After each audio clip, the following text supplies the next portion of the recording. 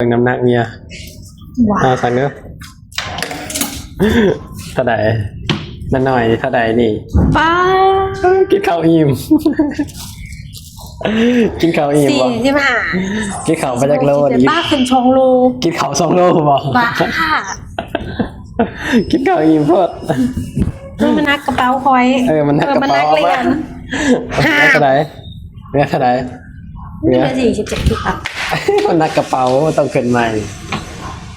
เอ้ามันหายเอา มัน เงิน ต้อง จ่า ห ย ย่อน ให ให ม่ ม่ มันนักกระเป๋าได้มันกินนี่ มันนักกระเป๋าบ่ ผมยอมแพ้ผมยอมรับความเป็นจริงบ่มันนักก อัน ระ นัก เป๋า เกิดพ่อมา แล้วกระเป๋าออกหายเลยนี่เหลือเท่าไหร่ เดือน46 อ๋อ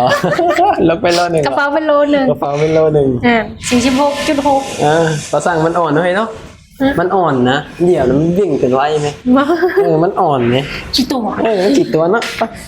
จริงเมียข่อยนักแค่40เอง